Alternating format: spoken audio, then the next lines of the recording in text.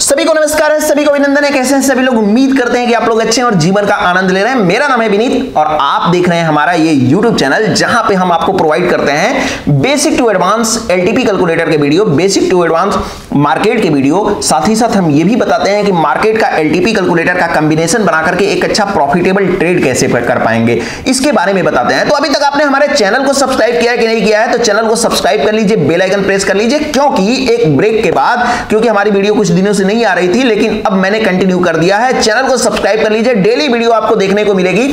साथ ही साथ आज का जो है मजेदार सेशन होने वाला है, क्योंकि हम अकेले यहां पे नहीं बैठेंगे, यहां पे और भी हमारे साथ बैठे हुए हैं लोग, जो कि अभी आपको हम दिखाएंगे।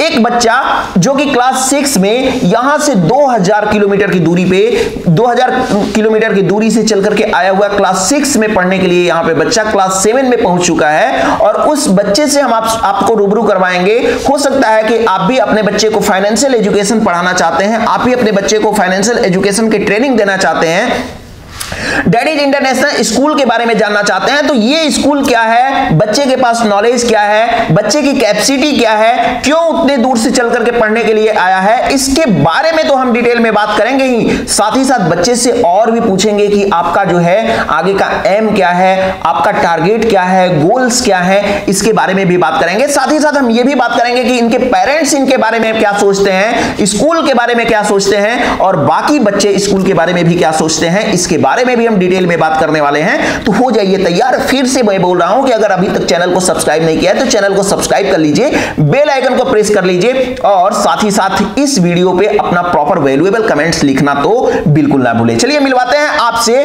दक्ष पी ओस्मानी जी से। दक्ष पी ओस्मानी जी हमारे जो है कर्नाटक से बिलोंग करते हैं। एक कर्नाटक में एक गांव है होसपेट से यहां पे चल करके आए हुए हैं। ये जो है यहां पे सीबीएसई कैरिकुलम के रिगार्डिंग जो क्लासेस चलती हैं वो तो पढ़ाई करते ही हैं, साथ ही साथ फाइनेंशियल एजुकेशन का पढ़ाई करते हैं, रोबोटिक का क्लास करते हैं, कोडिंग का क्लास करते हैं, और साथ ही साथ एक फुटबॉल के भी अच्छे प्लेयर भी हैं। और साथ ही साथ इनको आपने देखा भी होगा, आई थिंक ये जो है अच्छा इंस्ट्रूमेंट भी प्ले करते हैं। हो सकता है कि आपने गुरुकुल जो है गुरुकुल में आपने विजिट किया होगा, तो इनको पियानो प्ले करते भी हुए भी देखा होगा। तो आइए मिलते हैं दक्ष पी ओस्मानी जी से। दक्ष पी ओस्मानी जी, बहुत बहुत स्वागत है आपका। बताइए कैसा लग रहा है यहाँ पे, अभी जो है आप ऑडियंस के साथ हैं, तो कैसा लग रहा है आपको, कैसी फीलिंग आ रही है? क्योंकि आप जो है अभी प्रॉपर तरीके से, आप थोड़ा सा एक बार खड़े होकर दिखाएंगे आपकी हाइट कितनी है, खड़े होकर दिखाएंगे आपकी हाइट कितनी है।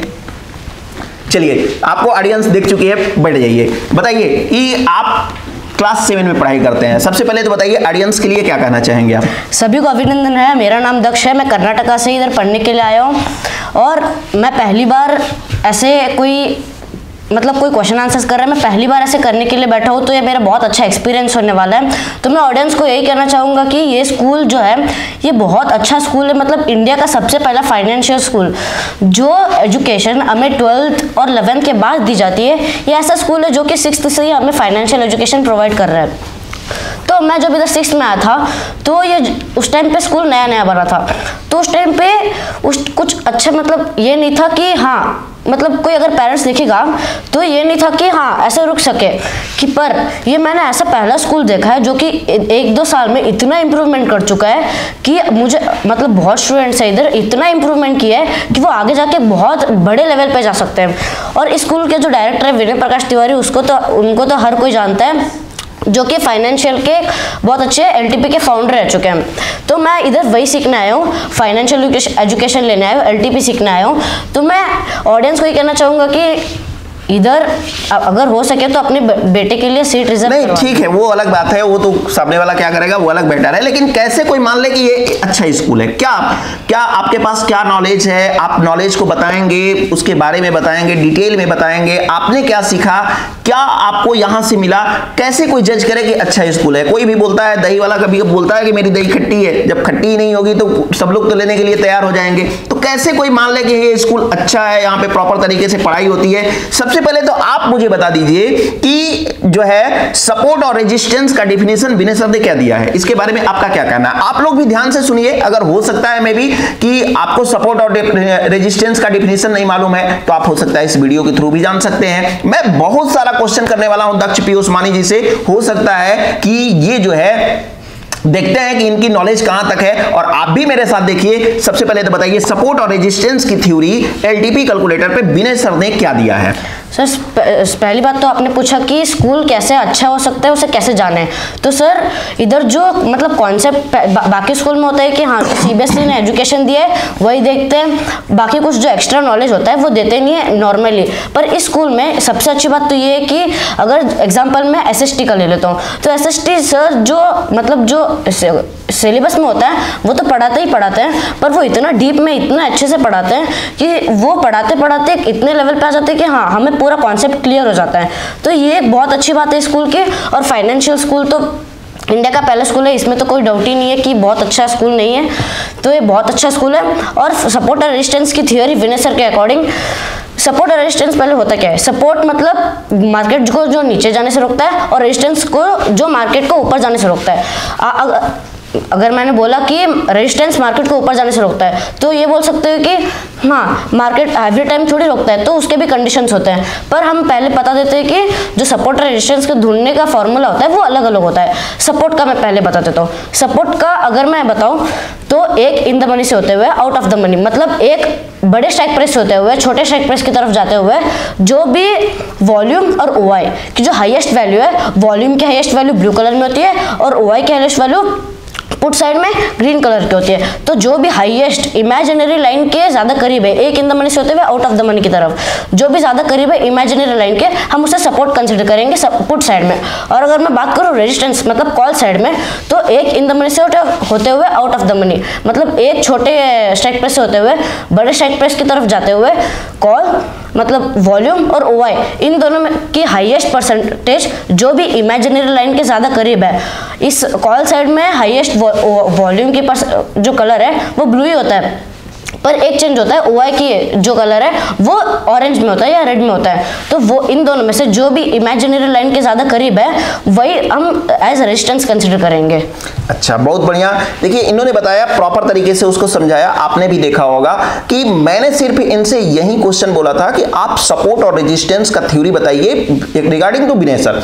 तो इन्होंने क्या बताया कि सपोर्ट और रेजिस्टेंस का थ्योरी तो बताया, साथ ही साथ उसमें यह भी इन्वॉल्व किया कि सपोर्ट और रेजिस्टेंस क्यों बनता है, सपोर्ट और रेजिस्टेंस किस साइड में बनता है, सपोर्ट और रेजिस्टेंस में जिस साइड में भी बनता है तो उसके कलर के कॉम्बिनेशन क्या होते हैं, यानी कलर के साथ में बताया। हो सकता है कि मैंने ये जो है वीडियो आपके सामने लैपटॉप पे नहीं बना रहे हैं, लैपटॉप पे डेटा नहीं दिखा रहे हैं, लेकिन इसका रीजन ये नहीं है कि ये डेटा आपके सामने रिप्रेजेंट नहीं है। आपके सामने दक्ष ने प्रॉपर तरीके से डेटा को रिप्रेजेंट किया, यानी आप उसको इमेजिन तक कर सकते हैं कि ये सपोर्ट है, ये रेजिस्टेंस है, इस कारण से रेजिस्टेंस है। लेकिन इसी से हमारा जो है सिलसिला क्वेश्चन पूछने का जो है लास्ट नहीं होगा।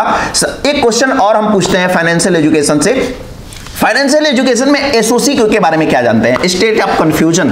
सर स्टेट ऑफ कंफ्यूजन का जो फुल फॉर्म है वो मतलब एसओसी का जो फुल फॉर्म है वो स्टेट ऑफ कंफ्यूजन है।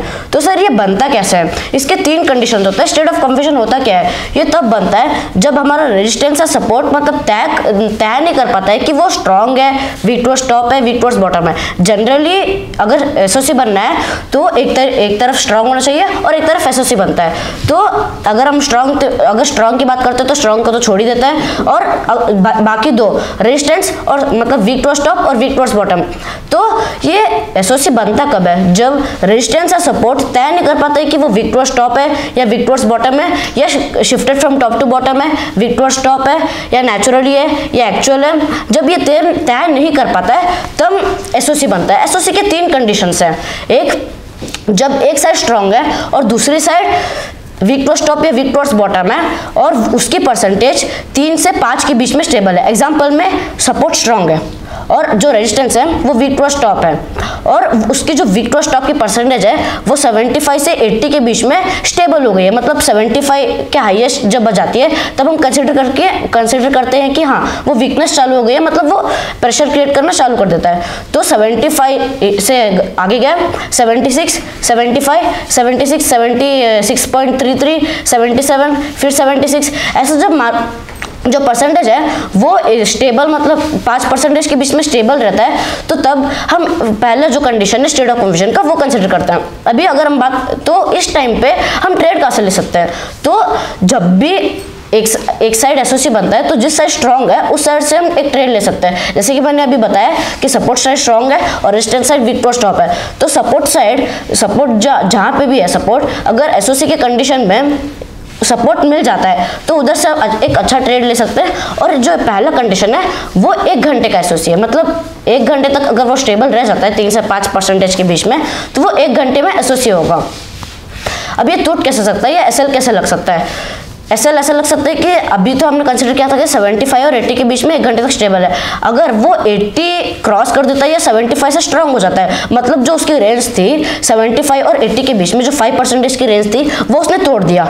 इसका मतलब जो 1 घंटे का एसओसी का कंडीशन था वो टूट गया, या जो सपोर्ट स्ट्रांग है वो वीक टॉस बॉटम में वीक टॉस टॉप हो गया। तो ये एक एसओसी टूटने का एक कंडीशन है। अगर हम बात करते हैं दूसरे टाइप के एसओसी की, तो दूसरे टाइप के एसओसी में एक साइड स्ट्रांग होना जरूरी है और दूसरी साइड जो वीकनेस है, चाहे वीक टॉस टॉप हो या वीक टॉस बॉटम हो, उसके परसेंटेज 5 से 10 के बीच में, मतलब एग्जाम्पल में ले लेते हैं सपोर्ट स्ट्रांग है और रेजिस्टेंस वीक टॉस बॉटम है, इस टाइप पे वीक टॉस बॉटम ले लेते हैं, तो और वो वीक टॉस बॉटम है 75 से, मतलब 75 से इंक्रीज होकर प्रेशर क्रिएट करना चालू किया, फिर 75 से 85 के बीच में रह गया, मतलब 75 से 76 गया, फिर 81 गया, फिर डिक्रीज हुआ 77 आ गया, फिर 80 चला गया, तो ऐसे 10% के बीच में स्टेबल है। तो इस कंडीशन में 2 आवर्स में स्टेट ऑफ कंफ्यूजन बनता है। अगर स्टेट ऑफ कंफ्यूजन बनता है तो ये नहीं दिखते कि दूसरे साइड वीक टॉस टॉप है वीक टॉस बॉटम है। अगर जिस साइड पे स्ट्रांग है उस साइड में अगर हमें मिल जाता है, उस साइड वो हमें मिल जाता है, तो ये नहीं दिखेंगे कि जो दूसरा साइड है वो वीक टॉस टॉप है वीक टॉस बॉटम है। अगर इसमें बस वही एसएल बोला था जो मैंने पहले वाला है कि अगर वो जो उसकी रेंज है परसेंटेज की वो तोड़ दे, या फिर देखिए मेरे पास यहाँ पे ऑडियंस जो है वो बेस बिगिनर भी हैं, ठीक है, तो ऐसा नहीं है कि मेरा मतलब मुझे पूरा प्रॉपर नॉलेज है तो बाकी लोगों को भी नॉलेज है। हो सकता है कि भाई आप छोटे हैं और आपके पास इतना सारा नॉलेज है, तो ऐसा नहीं है कि ऑडियंस जो देख रही है वो हो सकता है एक्सपीरियंस ही लोग देख रहे हो वीडियो को, हो सकता है बिगिनर भी देख रहे हो, ठीक है। तो थोड़ा सा इसको और शॉर्ट फॉर्म में बताने का कोशिश करेंगे तो जो ऑडियंस हमारे नए बिगनर्स ऑडियंस हैं उनको समझ में आएगा। जैसे कि आपने बताया कि पहला कंडीशन होता है कि 5% के बीच में मूवमेंट करता है, पहला साइड हमारा स्ट्रांग होना चाहिए, दूसरा साइड हमारा 5% के बीच में मूवमेंट करता है, तो हमारा 1 घंटे का एसओसी होता है। दूसरा हमारा एसओसी क्या होता है कि पहले साइड हमारा स्ट्रांग होता है, दूसरा हमारा जो होता है परसेंटेज इंक्रीज डिक्रीज, यानी वीक टॉस टॉप या वीक टॉस बॉटम का परसेंटेज इंक्रीज या डिक्रीज होता है, बट शिफ्टिंग नहीं होती है, तो 2 घंटे का होता है। लेकिन अब बता दीजिए कि जो बेसब्री से इंतजार सब लोग कर रहे हैं कि 3 घंटे का एसओसी क्या होता है। 3 घंटे का एसओसी तीसरा टाइप एसओसी होता है। इसमें ये कंडीशन होता है कि एक साइड स्ट्रांग हो और दूसरी साइड मतलब शिफ्टिंग हो के परसेंटेज स्टेबल हो जाए।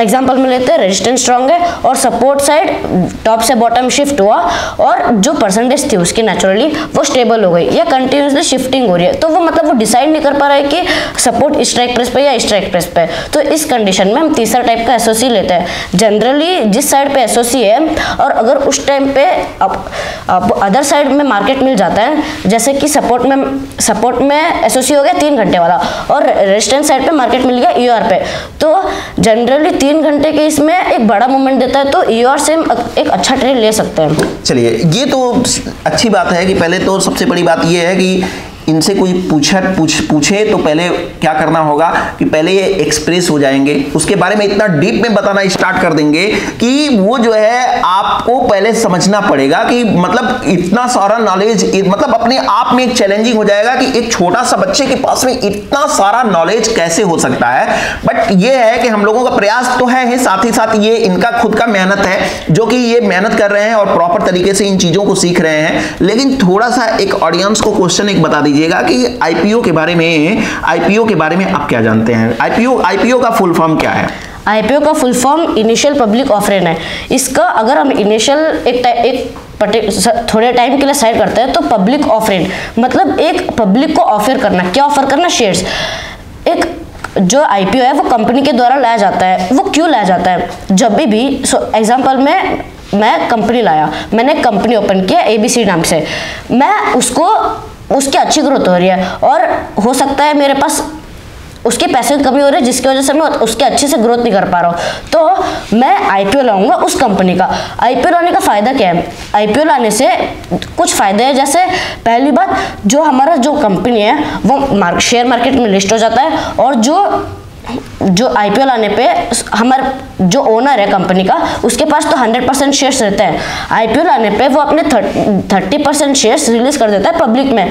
तो उससे क्या होता है, पब्लिक में ही ट्रांजैक्शंस होने चालू हो जाते हैं शेयर्स के। तो पहले जब स्टार्टिंग में जब आईपीओ आता है तो वो गिने चुने लोगों को शेयर्स दिए जाते हैं, वो प्राइमरी मार्केट में आता है। जब भी आईपीओ आता है तो जो शेयर्स दिया जाता है वो प्राइमरी मार्केट में, पर जब भी ट्रेड्स चालू हो जाते हैं वो सेकेंडरी मार्केट में। अगर एक बार कोई कंपनी जो नई लिस्टेड हुई है वो अगर आईपीओ ला दिया तो वो शेयर मार्केट में लिस्टेड हो जाएगा। अगर किसी कंपनी को लिस्टेड होना है शेयर मार्केट में तो ये जरूरी है कि हाँ उसे आईपीओ लाना ही है। अभी कंडीशंस क्या है कि वो आईपीओ क्यों लाता है, कुछ कंडीशंस है जैसे, चलिए इसके बारे में हम नेक्स्ट में वीडियो बात करेंगे। एक होता है चैट जीपीटी, आप लोगों ने भी देखा होगा चैट जीपीटी। वहां पे जैसे क्या होता है कि आप टाइप करके डाल दीजिए आईपीओ क्या होता है। अब वो क्या करता है, बस बोल दीजिए आईपीओ क्या होता है, वो उसके बारे में जो है डिस्क्रिप्शन पूरा का पूरा प्रॉपर तरीके से आपको फिट करके देना स्टार्ट कर देता है। वही हाल दक्ष का है, इनको रोकना पड़ता है कि आप रुक जाइए भाई, हो गया, मुझे थोड़ा सा समझने का भी मौका दीजिए। और ये देखिए, मैं ये नहीं कहता हूं कि ये छोटी बात है, ये बहुत बड़ी बात है। इतना बड़ा चैलेंजिंग, इतना बड़ा डिस्क्रिप्शन, किसी भी वर्ड के बारे में इतनी बड़ी डीप एनालिसिस आप खुद देख रहे होंगे। अच्छा, तो आप मुझे ये बताइए कि ठीक है हमने स्टॉक मार्केट के बारे में पढ़ाई कर रहे हैं, स्टॉक मार्केट की पढ़ाई में क्या जरूरी है भाई, क्यों जरूरी है? हम तो चाहे तो हम डॉक्टर भी बन सकते हैं, आप चाहें तो डॉक्टर भी बन सकते हैं, या फिर आप चाहें तो आईआईटी कर लें, AIEEE करें, जेई करें, बीटेक करें। लेकिन फाइनेंशियल एजुकेशन से मतलब क्या उपलब्धि आपके लाइफ में, मतलब क्या एंजॉय कर सकते हैं आगे चल करके आप? सर, फाइनेंशियल एजुकेशन एक ऐसी चीज़ है जो कि मतलब ये भी बताते हैं कि हम पैसे, अगर हम बहुत पता चला कि हम बहुत पैसे कमा तो रहे हैं पर पता ही नहीं है कि उसको हैंडल कैसे करें, तो एक उसके भी बहुत तरीके होते हैं। एग्जांपल में ले तो डेप्थ मैनेजमेंट पे होता ही है कि अगर हम बहुत पैसे कमा रहे हैं पर वो कहीं से मतलब गायब हो जाए, मतलब लॉस कंटिन्यूसली हो रहा है, हमें पता भी नहीं चल रहा है। तो इसी चीज़ को कंट्रोल करने के लिए हम फाइनेंशियल सीखते हैं। तो शेयर मार्केट एक इसका बेस्ट ऑप्शन है, क्योंकि हम जैसे कि देख रहे हैं डे बाई डे जो डॉलर की प्राइस है वो बढ़ रही है और रुपीस की प्राइस कम हो रही है। ये क्यों हो रही है? क्योंकि जो पैसे की वैल्यू है वो डे बाय डे कम हो रही है। तो हो सकता है कि आगे जाके सैलरी तो महीने में मिलती है, पर जो शेयर मार्केट में हम कभी भी ट्रेड कर सकते हैं, पर उसके लिए कंडीशन होना चाहिए। वो कंडीशन कभी भी बन सकता है। वो इसके लिए एलटीपी एक बेस्ट कैलकुलेटर है कि पता चलने के लिए कि हाँ कब कंडीशन है ट्रेड करने के लिए। शेयर मार्केट एक बेस्ट ऑप्शन इसलिए है क्योंकि मतलब जैसे कि मैंने बताया कि डे बाय डे महंगाई बहुत बढ़ रही है। तो एक टाइम पे ऐसा आएगा कि शेयर मार्केट ही ऐसा ऑप्शन रहेगा जिसके द्वारा आप एक अच्छा जिंदगी जी पाएंगे, लग्जरी लाइफ जी पाएंगे। शेयर मार्केट में सबसे प्रायोरिटी हमको किसको देनी चाहिए? ट्रेडिंग को देनी चाहिए या इन्वेस्टमेंट को देनी चाहिए? सर, ट्रेडिंग में रिस्क ज़्यादा है। मतलब रिस्क होता है कि हाँ लॉस भी हो जाए, प्रॉफिट भी हो जाए। अगर एनालिसिस परफेक्ट है तो प्रॉफिट होने के तो कंफर्म चांसेस है, पर अगर एनालिसिस में कहीं भी मिस्टेक हो जाती है तो उस टाइम लॉस भी हो सकता है। तो ये कहीं थोड़ा सा रिस्क हो सकता है। पर इन्वेस्टिंग जो है ये लॉन्ग टर्म है। इसमें आप कंटिन्यूसली इन्वेस्ट भी कर सकते हो या मतलब थोड़े पैसे डाला थोड़े पैसे निकाला, ऐसे भी कर सकते हो। और इन्वेस्टिंग में ज़्यादा मतलब रिस्की नहीं होता है, इन्वेस्टिंग में कंटिन्यूसली प्रॉफिट होता रहता है। या ये बोल सकते हैं हम कि इन्वेस्टमेंट हमारा वेल्थ क्रिएटर हो सकता है। yes, यानी आप भी समझ लीजिए कि जो ट्रेडिंग होता है, ट्रेडिंग जो होता है वो प्रॉपर तरीके से जो होता है एज अ रिस्क का गेम है, जैसा कि दक्ष ने बताया, और प्रॉपर है भी। लेकिन जो इन्वेस्टमेंट है, इन्वेस्टमेंट से आप वेल्थ क्रिएट करते हैं, तो इस बात का भी आपको होना जरूरी है। चलिए, अब इस टॉपिक से तो हमने बात कर लिया, स्टॉक मार्केट के टॉपिक से बात कर लिया। अब स्कूल के बारे में और भी फंडामेंटल के बारे में जानते हैं कि यहाँ पे जो है दक्ष, यहाँ पे आपने आए तो फाइनेंशियल एजुकेशन की तो पढ़ाई होती ही है, साथ ही साथ आप जो है यहाँ पे रोबोटिक क्लास के बारे में क्या सीखे हैं अभी तक? सर मैंने रोबोटिक्स पे बहुत सीखा, जैसे कि जो मतलब रोबोटिक्स के इंटीरियर कोडिंग्स होती है वो कैसे होती है, और जो रोबोटिक्स के जो स्ट्रक्चर बनाना डिज़ाइन बनाना होता है उसमें कितना एफर्ट्स लगता है। बहुत कुछ सीखा सर कि रोबोट मतलब इंटीरियर से काम कैसे करता है, एक्चुअल उसमें जो एफर्ट्स लगते हैं उतना उसमें उसको बनाने में इतना टाइम क्यों लगता है। अच्छा, अभी तक जितना भी आपने एक बिगनर के तौर पे देखा है रोबोटिक्स को जो बनाया है आपने, तो उसमें आपको क्या लगा? स्ट्रक्चर को बनाने में ज़्यादा आपको टाइम लगता है या उसके कोडिंग को डिफाइन में करने में टाइम लगता है? सर स्ट्रक्चर बनाना तो हाँ, मतलब स्ट्रक्चर बनाने के लिए एक्सपीरियंस होना चाहिए कि कैसे अच्छा लगेगा। मतलब स्ट्रक्चर में ये ध्यान रखना पड़ता है कि अगर कोडिंग करते भी है तो किसी स्ट्रक्चर में प्रॉब्लम ना हो, क्योंकि इंटीरियर जो स्ट्रक्चर है वो भी उन्हीं को बनाने होते हैं। पर जो कोडिंग है, कोडिंग में अगर एक ए का बी हो गया तो पूरी कोडिंग में ही गड़बड़ हो जाती है, तो कोडिंग में बहुत ध्यान से करना होता है। क्या यहाँ पे कोडिंग की भी क्लासेस चलती है? और कोडिंग की क्लास चलती है तो आपने कौन कौन सा कोडिंग आपने किया है अभी तक, जनरली अगर आमतौर पे बोला जाए तो? सर इधर कोडिंग की क्लास बहुत अच्छे से चलती है। मैंने अभी जनरली HTML सीखा है, विजुअल बेसिक सीखा है, और जावा भी अभी स्टार्ट होने वाला है। ठीक है, तो अच्छा बताइए गेम के बारे में। जैसा कि हमने बताया कि गेम भी आप बहुत अच्छा खेलते हैं, गेम में फुटबॉल आप अच्छा खेलते हैं, तो फुटबॉल गेम की शुरुआत आपकी कहाँ से हुई है? क्या मतलब यहीं से आकर के फर्स्ट विजिटिंग के साथ ही यहाँ पे फुटबॉल आपने खेलना सीखा या पहले भी खेलते थे? सर पहले भी खेलता था, पर इधर जनरली पहले मैं उतना अच्छा नहीं खेलता था, पर इधर आके पहले तो आपकी हाइट भी छोटी थी और आप भी छोटे थे, तो कहाँ से अच्छा खेलेंगे? यस सर, पर इधर उसके वजह से इधर आके मेरी हाइट अच्छी खासी ग्रोथ हो गई है। वो मुझे नहीं पता कैसे, बस इधर आके एक अच्छी सी ग्रोथ हो गई है, क्योंकि ऐसा एनवायरनमेंट मिल रहा है इधर, तो उसकी वजह से मेरा गेम प्ले भी अच्छा हो गया पहले से। अच्छा, विनय सर आते हैं तो क्लासेज वगैरह लेते हैं कि नहीं यहाँ पे? यस सर, विनय सर जो इधर आता है तो वो ऑफलाइन क्लास होता है, जो कि हमें एक्सपीरियंस देता है कि उनका जो देखने का तरीका है वो कैसा है। अच्छा, तो ऐसा तो नहीं है कि विनय सर यहाँ पे आते हैं और आप लोगों से मिलते हैं, नहीं मिलते हैं और बाहर से ही चले जाते हैं, अपना काम किए निकल लिए, किसी बच्चे को प्रॉपर समझे नहीं, किसी बच्चे से प्रॉपर बात नहीं करते हैं, ऐसा कुछ सर ऐसा कुछ नहीं है। क्या मतलब कैसा लगता है विनय सर के साथ मिलके, कैसा लगता है? सर बहुत मैंने देखा है कि जब भी विनय सर से कोई मिलता है तो वो बहुत खुश हो जाता है, पर सर हम तो विनय सर के साथ बैठ के खाना खाते हैं, हमारे लिए तो विनय सर से मिलना चलता रहता है सर। अच्छा, तो यहाँ पे जब मम्मी पापा आपका एडमिशन कराए हैं तो उनको कैसा लगता है यहाँ पे एडमिशन कराने के बाद? सर मेरे मम्मी पापा मेरे ऊपर प्राउड फील करते हैं कि हाँ इधर आके बहुत इम्प्रूवमेंट हो गया है मेरे अंदर। अच्छा, आप पियानो भी प्ले करते हैं? अपने गुरुकुल में पियानो भी, ये गुरुकुल में पियानो भी प्ले किए हैं, तो पियानो कहाँ से सीखे हैं? क्या कभी पियानो को घर पे भी यूज करते थे? सर जब मैं बचपन में था तब यूज़ किया करता था, पर फिर मैंने 3-4 साल के लिए छोड़ दिया, फिर इधर आके स्टार्ट किया। तो इधर जो म्यूजिक के टीचर है वो भी बहुत अच्छे हैं, तो उन्होंने मुझे गाइड किया। क्या नाम है म्यूजिक के टीचर का आपके? सर राजन सर और मनोज सर। हाँ, तो वो प्रॉपर तरीके से आपको सिखाते हैं, प्रॉपर तरीके से। चलिए, अच्छी बात है। तो यहाँ पे मतलब क्या लगता है कि ऑल ओवर अगर बोला जाए कि एक समरी आपको बोला जाए, ठीक है, एक समरी में कि मतलब आगे चल करके और यहाँ से पढ़ करके क्या मतलब कुछ अचीवमेंट किया जा सकता है, लाइफ को चेंज किया जा सकता है, या सिर्फ पढ़ाई की जा सकती है? नो सर, ये मतलब जो फाइनेंशियल एजुकेशन है ये एक बहुत लो जो कमाता है उसे एक बहुत हाई तक लेके जा सकता है, और जो बहुत हाई पे है उसे लो को भी लेके आ सकता है। ये ऐसी चीज़ है शेयर मार्केट। चलिए, बहुत बहुत धन्यवाद आपका। देखिए, मैंने दक्ष से आपको मिलवाया, दक्ष ने प्रॉपर तरीके से जस्ट लाइक AI की तरह आपको जवाब दिया। जैसे आपने AI को क्वेश्चन करते हैं और AI जो है उसको डिस्क्रिप्शन में प्रॉपर तरीके से A to Z आंसर देते चला जाता है। दक्ष को चुप कराना पड़ा, बहुत सारे आंसर दक्ष ने दिया, और थोड़ा सा वीडियो को शॉर्ट में भी करना है। कभी दक्ष से हम प्रॉपर आपके लिए क्लास लेकर भी आएंगे किसी टॉपिक के, स्पेसिफिक टॉपिक पे। तो कमेंट करके बताइएगा कि क्या दक्ष से मुझे क्लास लेकर के आना चाहिए LTP कैलकुलेटर के बारे में। हाँ, लेकिन और भी लोगों से हम आपसे मिलवाने वाले हैं, एक एक करके बहुत सारे आप मेरे स्कूल के स्टूडेंट आपसे मिलेंगे और उनसे मैं बात करूंगा और उनसे बहुत सारी जानकारियां मैं आपको भी दूंगा, और प्रॉपर तरीके से मैं उनसे पूछूंगा। आपके लिए भी जो होगा प्रॉपर तरीके से समझने में मौका मिलेगा कि LTP कैलकुलेटर है क्या, स्टॉक मार्केट है क्या, मार्केट में कैसे प्रॉपर तरीके से सीखते हैं, LTP कैलकुलेटर को प्रॉपर तरीके से सीखते हैं, और साथ ही साथ DIS डैडीज इंटरनेशनल स्कूल क्या है, यहाँ के सिलेबस क्या है, कैसे इसको जो है इसमें जो है प्रॉपर तरीके से इसमें बच्चे जो पढ़ाई कर रहे हैं उनके पास कितना नॉलेज हो रहा है। जैसे कि दक्ष का आपने प्रमाण देखा, हो सकता है है कि दक्ष एक हमारे लिए एक जो है एक्स्ट्रा ऑर्डिनरी बच्चे कहीं से आ गए हों, लेकिन बहुत सारे बच्चों को हम एक एक करके लाएंगे और उनसे हम प्रॉपर तरीके से क्वेश्चन करते रहेंगे। ये दक्ष हैं जो कि 2000 किलोमीटर दूर से आकर के यहाँ पे पढ़ाई कर रहे हैं और प्रॉपर तरीके से एक मैच्योर हैं और अपने जो है जहां तक है कि आप एक 7th क्लास का बच्चा इतना सारा आंसर दे रहा है, इतना सारा आंसर दे रहा है, तो ये हमारे लिए गर्व की बात है, हमारे स्कूल टीम के लिए गर्व की बात है और इनके माता पिता के लिए भी गर्व की बात है कि ऐसे बच्चे को इन्होंने जो है ऐसे बच्चे को भी इन्होंने जो है शिक्षा दी है और ऐसी संस्कार दिए हैं जो कि इतना जो है डेवलप करता जा रहा है बच्चा।